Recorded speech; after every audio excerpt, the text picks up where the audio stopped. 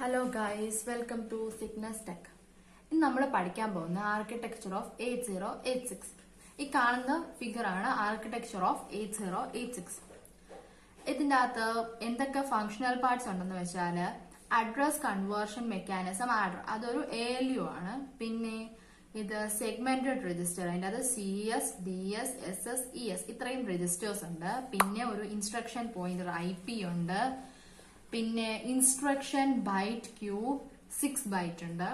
പിന്നെ ഇവിടെ ഒരു രജിസ്റ്റർ ബാങ്ക് എന്ന് പറയുന്നതിൽ ഇതിൽ ഈ ഫസ്റ്റ് ഫോർ എന്ന് പറയുന്നത് general purpose registers AX, BX, CX and DX.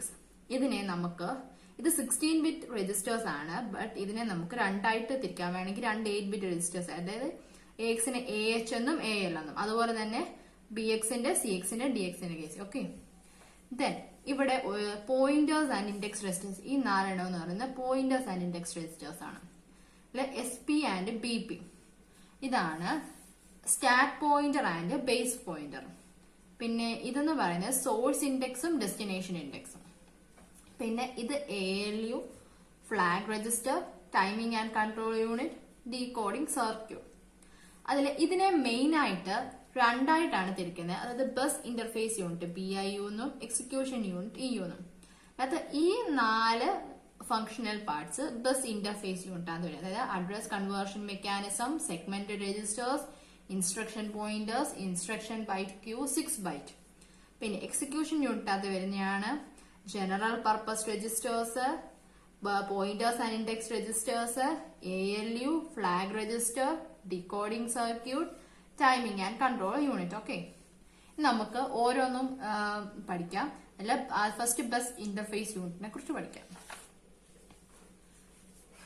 Bus interface unit അതിന് 5 ഫങ്ഷൻസ് ആണുള്ളത്. ഫസ്റ്റ് വൺ എന്ന് പറഞ്ഞാൽ fetch instruction of data from memory.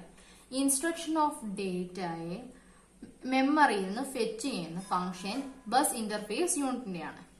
പിന്നെ അതിന് എന്തെങ്കിലും ഡേറ്റ ALU ഓപ്പറേഷൻസ് ഒക്കെ ചെയ്ത് കഴിഞ്ഞിട്ടുള്ളത്, അല്ലെ ആഫ്റ്റർ എക്സിക്യൂഷൻ ഇതിന് ഡേറ്റ മെമ്മറിയിലോട്ട് സ്റ്റോർ ചെയ്യാനുണ്ടെങ്കിലും അത് ബസ് ഇന്റർഫേസ് യൂണിറ്റ് തന്നെയാണ് ചെയ്യുന്നത്. Write data to memory. Then read data from input output port and write data to input output port. Input output പോർട്ടിൽ നിന്ന് ഏതെങ്കിലും ഡേറ്റനെ റീഡ് ചെയ്യാനുണ്ടെങ്കിലും റൈറ്റ് ചെയ്യാനുണ്ടെങ്കിലും ആ ഫങ്ഷൻസും ചെയ്യുന്നത് ബസ് ഇന്റർഫേസ് യൂണിറ്റ് തന്നെ. പിന്നെ generate 20 bit physical address for memory access. Bus interface യൂണിറ്റിന് 20 bit physical അഡ്രസ്സിനെ generate ചെയ്യാൻ കഴിയും ഫോർ ദ മെമ്മറി ആക്സസിന് വേണ്ടി. ഓക്കെ, ദെൻ 4 ഫങ്ഷണൽ പാർട്സ് നമ്മൾ ഓൾറെഡി പറഞ്ഞു. First segmented registers, then instruction pointer IP, പിന്നെ instruction queue, address generation unit. Okay, first one segmented register.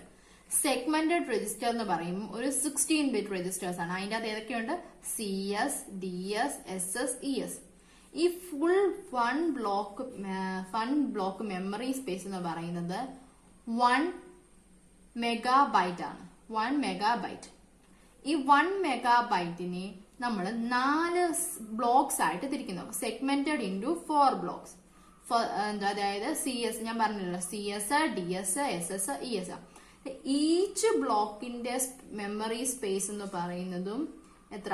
64 KB ആണ്.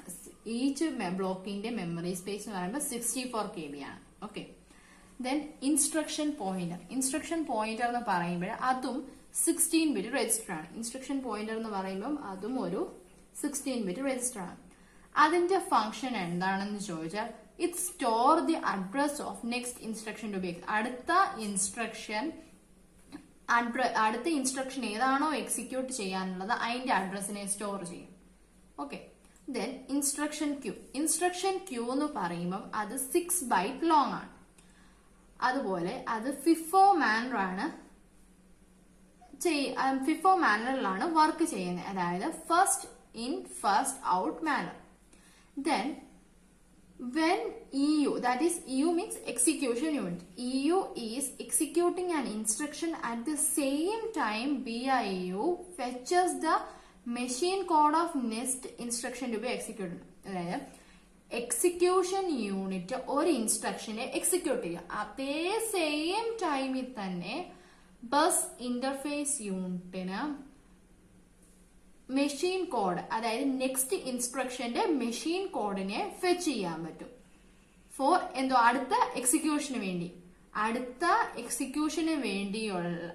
എക്സിക്യൂഷനുള്ള ഇൻസ്ട്രക്ഷന്റെ മെഷീൻ കോഡിനെ BIU at the same time fetch ചെയ്യും. Okay, പിന്നെ next instruction ഉണ്ടല്ലോ BIU fetch ചെയ്യുന്ന next instruction arranged in a queue, ഒരു ക്യൂവിൽ അറേഞ്ച് ചെയ്തിരിക്കുന്നത്, അതിന്റെ പറയുന്ന പേരാണ് pre decoded instruction byte queue. Okay, then address generation unit. Address generation unit എന്ന് പറയുമ്പോൾ അതിന്റെ ഫംഗ്ഷൻ ആണ് 20 ബിറ്റ് ഫിസിക്കൽ അഡ്രസ്സിനെ ജനറേറ്റ് ചെയ്യുക എന്നുള്ളത്. എന്തിനാ? അത് മെമ്മറി ആക്സസിന് വേണ്ടി. ഓക്കെ, 20 ബിറ്റ് ഫിസിക്കൽ അഡ്രസ്സിനെ ജനറേറ്റ് ചെയ്യുക. അത് എങ്ങനെ ജനറേറ്റ് ചെയ്യുന്നതെന്ന് ചോദിച്ചാൽ 16 ബിറ്റ് സെഗ്മെന്റഡ് രജിസ്റ്ററും 16 ബിറ്റ് ഓഫ്സെറ്റ് രജിസ്റ്ററും യൂസ് ചെയ്താണ് ഈ 20 ബിറ്റ് ഫിസിക്കൽ അഡ്രസ്സിനെ ജനറേറ്റ് ചെയ്യുന്നത്. എങ്ങനെ ജനറേറ്റ് ചെയ്യാൻ ചെറിയൊരു കാൽക്കുലേഷൻ ഉണ്ട്, അത് നമുക്ക് അടുത്തൊരു വീഡിയോയിൽ പഠിക്കാം. ഓക്കെ, ഇത് ഇത്രയുമാണ് ബസ് ഇന്റർഫേസ് യൂണിറ്റിന്റെ അകത്ത് നമുക്ക് പഠിക്കാനുള്ളത്. അടുത്തതാണ് എക്സിക്യൂഷൻ യൂണിറ്റ്. എക്സിക്യൂഷൻ യൂണിറ്റിന് 4 ഫങ്ഷൻസ് ഉണ്ട്. ഫസ്റ്റ് വൺ എന്ന് വെച്ചാൽ fetches instruction of data from BIU, അതായത് ബസ് ഇന്റർഫേസ് യൂണിറ്റ് മെമ്മറിയിൽ നിന്ന് ഫെച്ച് ചെയ്ത ഡേറ്റാസ് അല്ലെങ്കിൽ ഇൻപുട്ട് ഔട്ട്പുട്ട് പോർട്ടിൽ നിന്നൊക്കെ ഫെച്ച് ചെയ്ത ഡേറ്റാസിനെ ഇൻസ്ട്രക്ഷൻ ഓഫ് ഡേറ്റിനെ എക്സിക്യൂഷന് വേണ്ടി എക്സിക്യൂഷൻ യൂണിറ്റ് BIU നിന്ന് ഫെച്ച് ചെയ്യും. പിന്നെ ഡീകോഡ് ദ ഇൻസ്ട്രക്ഷൻ, അത് ഇൻസ്ട്രക്ഷൻസിനെ ഡീകോഡ് ചെയ്യും. Also it executes the instruction. Okay, then fourth function എന്ന് പറഞ്ഞാൽ എക്സിക്യൂഷൻ യൂണിറ്റിന്റെ അകത്ത് ഒരു കൺട്രോൾ സർക്യൂട്ടറി ഉണ്ട്. ആ control circuitry perform various internal operation, അത് വേരിയസ് ഇന്റേണൽ ഓപ്പറേഷനെ പെർഫോം ചെയ്യാൻ സഹായിക്കുന്നു. അതായത് നമുക്ക് ഓരോ ടൈമിംഗ് ആൻഡ് കൺട്രോൾ സർക്യൂട്ടറി ഉണ്ട്. അതെന്ന് പറഞ്ഞാൽ ഓരോ ടൈം അനുസരിച്ച് ഓരോന്ന് ഷെഡ്യൂൾ ചെയ്ത് വർക്ക് ചെയ്യാൻ വേണ്ടി നമുക്ക് ഹെൽപ്പ് ചെയ്യുന്നു. ഓക്കെ, ദെൻ അവിടെ 6 ഫങ്ഷണൽ പാർട്സ് ഉണ്ട്. First one general purpose register GPRS, പിന്നെ pointers and index registers ALU, flag register, timing and control unit, decoding unit. Okay, first general purpose registers GPRS, അത് 16 bit registers ആണ്. നമ്മൾ already പറഞ്ഞു 16 bit registers. അവിടെ 4 registers 4 registers ഉണ്ട്. Okay, അത് 4 registers ഉണ്ട്. അത് AX, BX, CX and DX. അതില് AXനെ തന്നെ നമുക്ക് 2 രജിസ്റ്റേഴ്സ് ആയിട്ട് ഡിവൈഡ് ചെയ്യാം. AH എന്നും AL എന്നും. അതുപോലെ BXനെ BH എന്നും BL എന്നും, CXനെ CH എന്നും CL എന്നും, DXനെ DH എന്നും DL എന്നും. പക്ഷെ ഈ ഡിവൈഡ് ചെയ്ത രജിസ്റ്റേഴ്സ് എന്ന് പറഞ്ഞാൽ 8 ബിറ്റ് രജിസ്റ്റർ. ഇത് 16 ബിറ്റ് രജിസ്റ്റർ. AX എന്ന് പറയുമ്പോൾ 16 ബിറ്റ് രജിസ്റ്റർ ആണ്. ഈ 16 ബിറ്റിനെ 8 bit and 8 bit registers, 2 8 bit registers ആയിട്ടാണ് ഡിവൈഡ് ചെയ്യുന്നത്. Okay, just as BX, CX, DX നും സെയിം അതുപോലെ തന്നെ. ഇതിന്റെ പർപ്പസ് എന്ന് പറഞ്ഞു കഴിഞ്ഞാൽ it hold the temporary value of the intermediate result. അതായത് ALU ഓപ്പറേഷന് ശേഷമൊക്കെയുള്ള ഇന്റർമീഡിയറ്റ് റിസൾട്ടിനെ സ്റ്റോർ ചെയ്യാനാണ് ഈ ജനറൽ പർപ്പസ് രജിസ്റ്റേഴ്സ് യൂസ് ചെയ്യുന്നത്. ഓക്കെ, പിന്നെ ഇവിടെ പോയിന്റേഴ്സ് ആൻഡ് ഇൻഡെക്സ് രജിസ്റ്റേഴ്സ് ഉണ്ട്. പോയിന്റേഴ്സ് ആൻഡ് ഇൻഡെക്സ്, അതിവിടെ 2 പോയിന്റേഴ്സും 2 ഇൻഡെക്സ് രജിസ്റ്റേഴ്സും ഉണ്ട്. ഓക്കെ, 2 പോയിന്റേഴ്സും 2 ഇൻഡെക്സ് രജിസ്റ്റേഴ്സും ഉണ്ട്.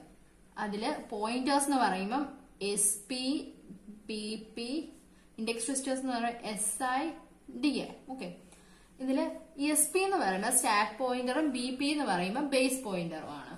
ഇത് പോയിന്റേഴ്സ് ആണ്, അഡ്രസ് സ്റ്റോർ ചെയ്യാൻ വേണ്ടി യൂസ് ചെയ്യുന്നു ഒരു ഇൻസ്ട്രക്ഷൻ എക്സിക്യൂഷന് വേണ്ടി. അത് സ്റ്റാക്ക് ആണ്, ഇത് രണ്ടും സ്റ്റാക്ക് ആണ്.